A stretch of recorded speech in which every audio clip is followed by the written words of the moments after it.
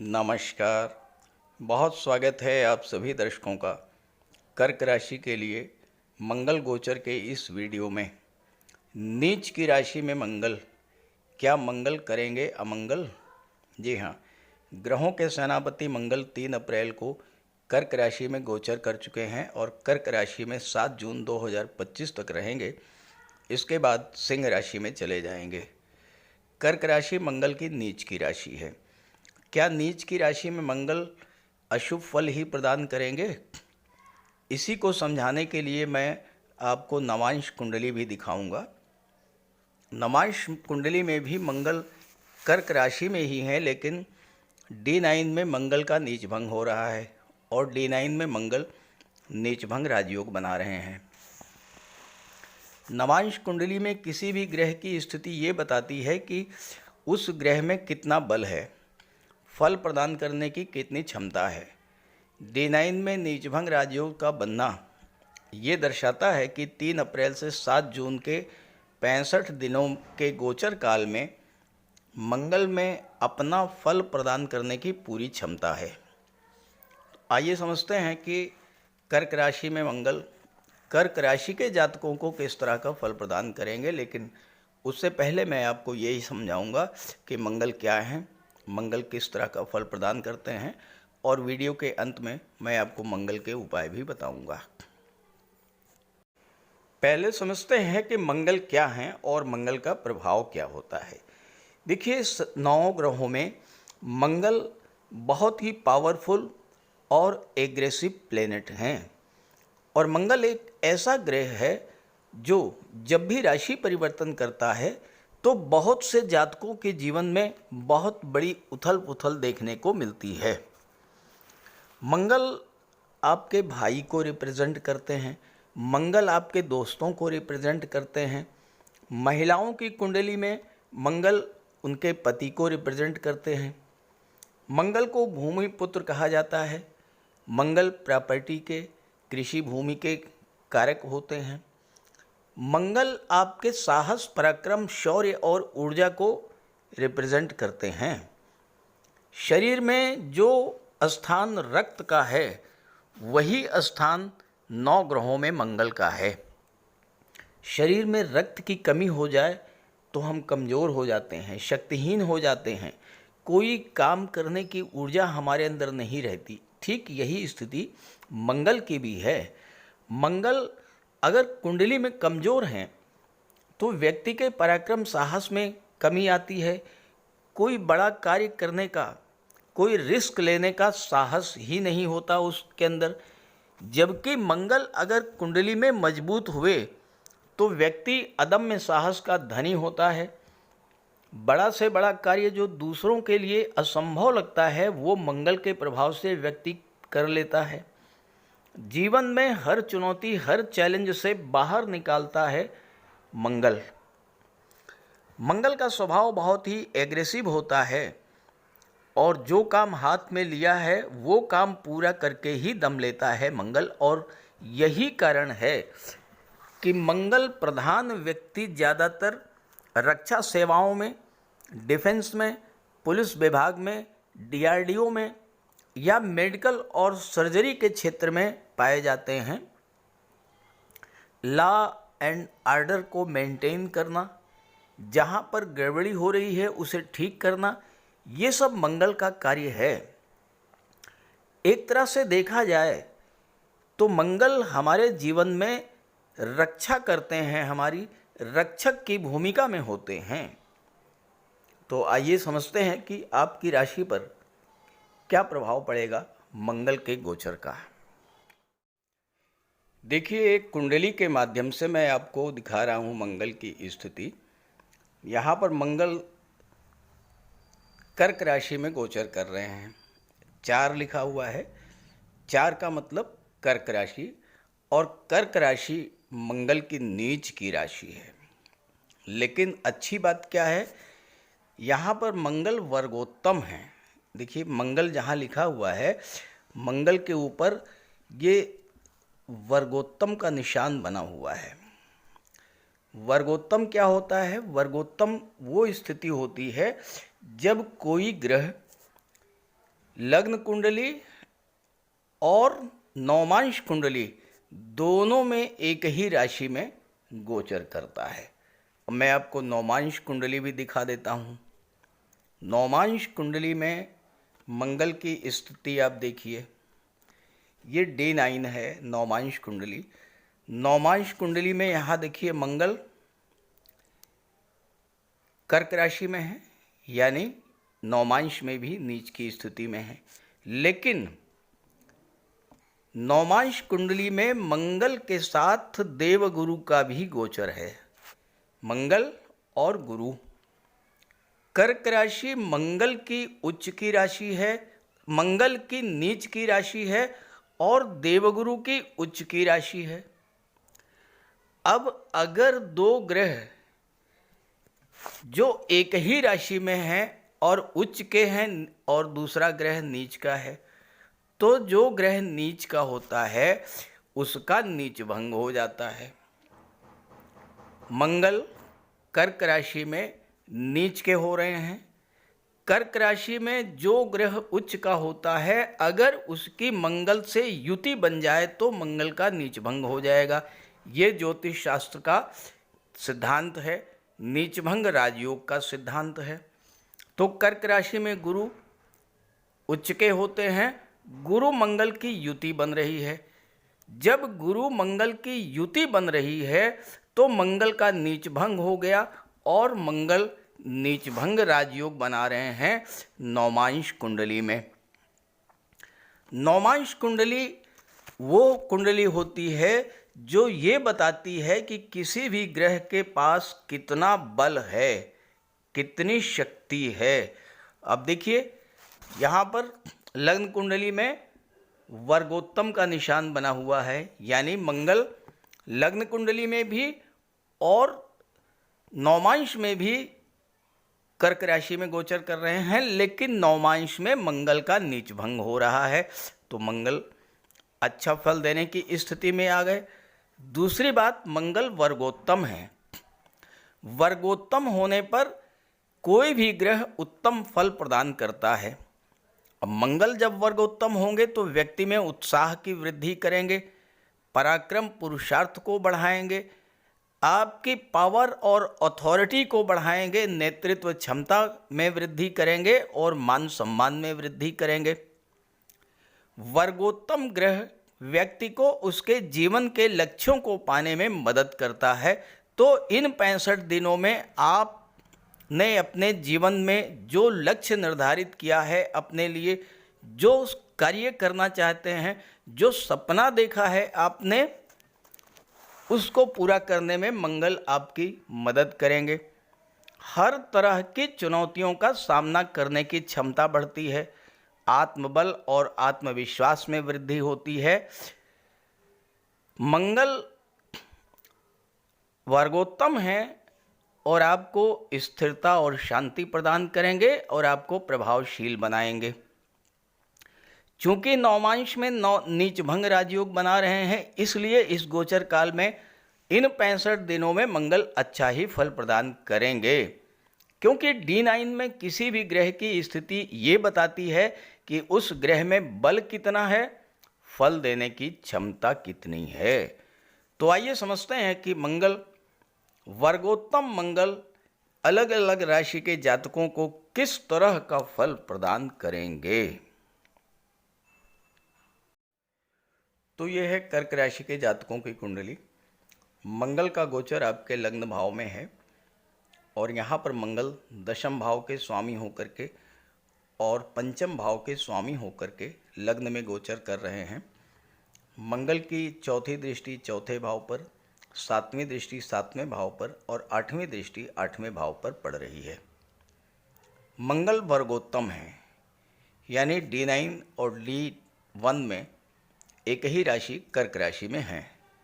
वर्गोत्तम होने पर कोई भी ग्रह अत्यंत श्रेष्ठ फल प्रदान करता है। अब मंगल आपके लग्न में गोचर कर रहे हैं, लग्न आपका व्यक्तित्व होता है, आप स्वयं हैं, तो मंगल आपके उत्साह में वृद्धि करेंगे, पराक्रम पुरुषार्थ को बढ़ाएंगे, आपकी पावर और अथॉरिटी में वृद्धि करेंगे, क्योंकि दशम भाव के स्वामी हैं। आपकी नेतृत्व क्षमता को बढ़ाएंगे, मान सम्मान में वृद्धि करेंगे। वर्गोत्तम ग्रह व्यक्ति को उसके जीवन के लक्ष्यों को पाने में मदद करता है। हर तरह की चुनौतियों का सामना करने की क्षमता प्रदान करता है। आत्मबल और आत्मविश्वास में वृद्धि करता है। व्यक्ति को स्थिरता प्रदान करता है और प्रभावशील बनाता है।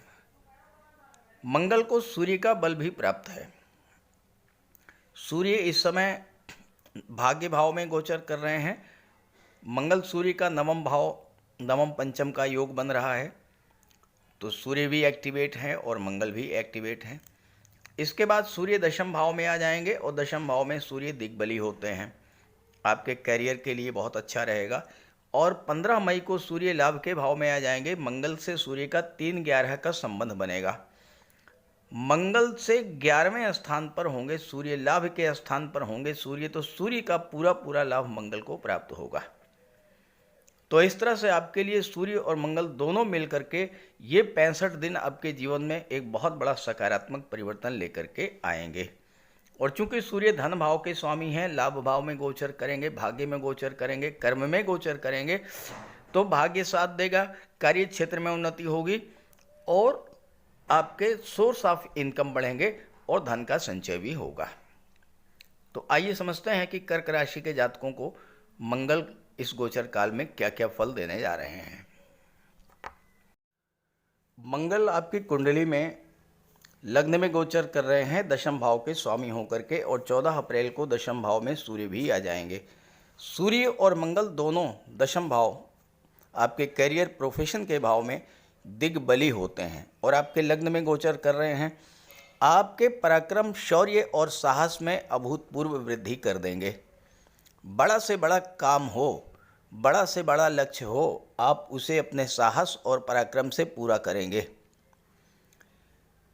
कितना भी बड़ा चैलेंज आपके जीवन में क्यों ना हो, उसे समाप्त करेंगे सूर्य और मंगल। कर्क राशि के जातकों के जीवन में शनि की ढैया प्रभावी थी और अभी अभी 29 मार्च को ढैया समाप्त हुई है। ढैया के कारण आपके मन में जो नेगेटिव थॉट्स बन रहे थे, आपके अंदर हताशा, निराशा की स्थिति बनी हुई थी। आप ये नहीं समझ पा रहे हैं कि क्या करूं, कौन सा रास्ता है जिससे मुझे चल करके कुछ लाभ होगा, समस्याएं कम होंगी। तो सूर्य और मंगल ये आपके जीवन में चल रही हर तरह की समस्या को समाप्त करने वाले होंगे।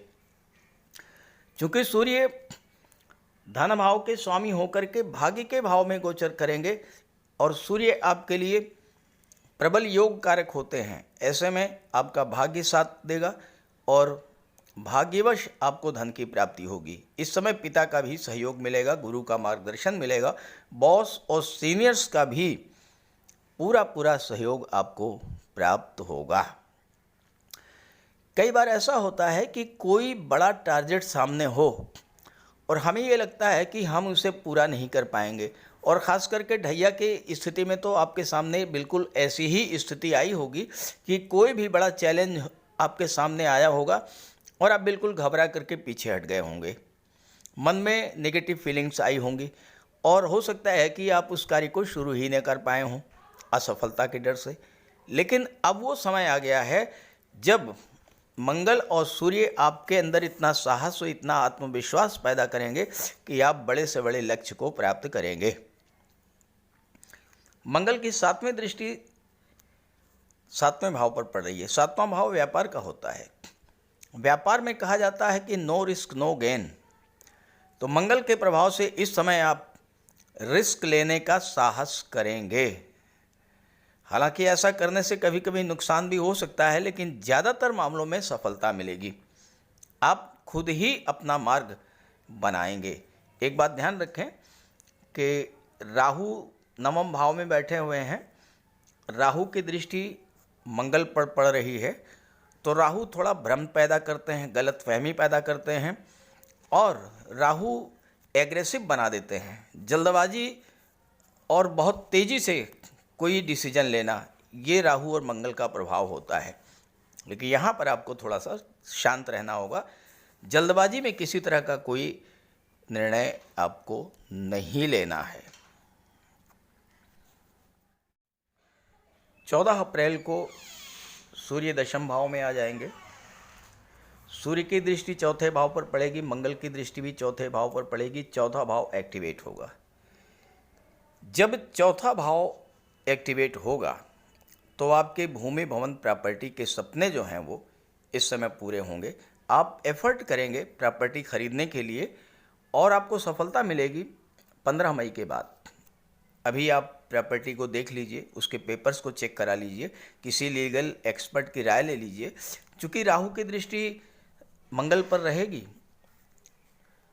लगातार 18 मई तक, इसलिए जल्दबाजी मत कीजिएगा प्रॉपर्टी खरीदने में। 18 मई के बाद राहु हट जाएंगे, राहु आ जाएंगे 8वें भाव में और 15 मई को सूर्य लाभ के भाव में आ जाएंगे। वो समय आपके लिए होगा जब आप कोई प्रॉपर्टी खरीद पाएंगे। और ऐसे ही जो लोग राजनीति से जुड़े हुए हैं उन जातकों के लिए भी 14 अप्रैल से बहुत बेहतर समय आ रहा है। और 15 मई को जब सूर्य लाभ के भाव में आ जाएंगे तो यहाँ पर सूर्य महाधनी योग बनाएंगे, धन के स्वामी होकर के लाभ में गोचर करेंगे। तो आर्थिक दृष्टि से ये समस्याएं आपके लिए जो भी चल रही हैं आपके जीवन में वो समाप्त होंगी। मंगल दशम भाव के स्वामी हैं। आप अपने पराक्रम, पुरुषार्थ और अपनी प्लानिंग के द्वारा बड़े से बड़े टारगेट को पूरा करेंगे और इसका आपको लाभ मिलेगा। मंगल सेनापति होते हैं, कार्य क्षेत्र में किसी का दबाव नहीं बर्दाश्त करेंगे। और सूर्य यहाँ जाएंगे, सूर्य तो राजा होते हैं। अपना रास्ता आप खुद बनाएंगे, लोगों का नेतृत्व करेंगे और लोग आपके आदेशों निर्देशों का पालन करेंगे। मंगल का प्रभाव इतना व्यापक होता है कि बड़े से बड़े सैन्य अधिकारी, पुलिस के बड़े अधिकारी, देश की रक्षा करने वाले जांबाज सैनिक, जल थल नभ में दुश्मनों से रक्षा करने वाले सैन्य अधिकारी, ये सब दिग्बली मंगल के प्रभाव से ही बड़ा से बड़ा मोर्चा फतेह कर लेते हैं। मंगल और सूर्य के प्रभाव से आपको नौकरी में उच्च पद की प्राप्ति होगी। व्यापार में आप नई नई उपलब्धियां हासिल करेंगे। कोई नया व्यापार शुरू कर सकते हैं, नई फैक्ट्री लगा सकते हैं, नई इंडस्ट्री लगा सकते हैं। और कॉरपोरेट जगत के लिए भी धन, पद, प्रतिष्ठा सब कुछ देने वाला होगा मंगल का ये गोचर। तो इस गोचर का पूरा पूरा लाभ उठाइए और मंगल का उपाय ज़रूर करते रहिएगा ताकि आपको मंगल के पूरे लाभ मिल सकें। तो बात करते हैं उपायों पर। मंगल का सबसे बड़ा उपाय है बजरंगबली की उपासना करना। आप बजरंगबली की उपासना कीजिए, बजरंगबली के मंदिर में जाइए, उनके चरणों का सिंदूर अपने मस्तक पर धारण कीजिए, साथ ही साथ हनुमान चालीसा का पाठ कीजिए, बजरंग बाण का पाठ कीजिए। मंगलवार के दिन अगर आप व्रत रख सकें तो मंगलवार का व्रत रखिए। साथ ही साथ हनुमान जी को चोला चढ़ाइए।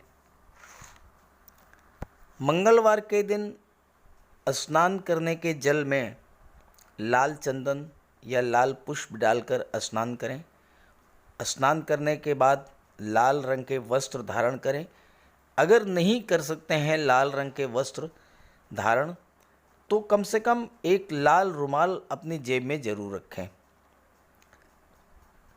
मंगलवार के दिन मंदिर में जाएं, बजरंगबली के लड्डू का भोग लगाएं और गरीबों में बांट दें। घर की दक्षिण पश्चिम दीवार पर उड़ते हुए हनुमान जी का चित्र लगाएं। साथ ही साथ गरीबों में लाल वस्त्र, मसूर, गुड़, लाल चंदन, मिठाई, लड्डू, बताशे, रेवड़ी ये सब बांटिए। मस्तक पर लाल चंदन का टीका लगाएं या हनुमान जी के चरणों का सिंदूर लगाएं। मंगलवार के दिन बंदरों को गुड़ और चना खिलाएं। बहते हुए जल में लाल पुष्प, तिल या गुड़ प्रवाहित करें और जेब में एक तांबे का सिक्का रखें। साथ ही साथ अगर आप मंगल के ये उपाय कर लेते हैं तो राहु भी नियंत्रित हो जाएंगे और शनि भी नियंत्रित हो जाएंगे, क्योंकि बजरंग बली की उपासना करने से राहु, मंगल और शनिदेव तीनों का ही उपाय हो जाता है। इसके अलावा एक चांदी की छोटी सी ठोस गोली चाहे आप जेब में रखें या चेन में पहन लें या ब्रेसलेट में लगा लें, अपने बैग में मोरपंख रखें और घर में भी मोरपंख लगा लें, मेन डोर पर, कार्यस्थल पर भी मोरपंख रखें, तो इससे राहु आपको परेशान नहीं कर पाएंगे। तो ये सब उपाय बहुत आसान हैं। सुंदरकांड का पाठ कीजिए, बजरंग बाण का पाठ कीजिए, हनुमान चालीसा का पाठ कीजिए। ऐसा कोई उपाय नहीं है जो आप नहीं कर सकते, और आप इन उपायों को कीजिए, फिर देखिए आपको कितना बड़ा लाभ मिलता है। नमस्कार।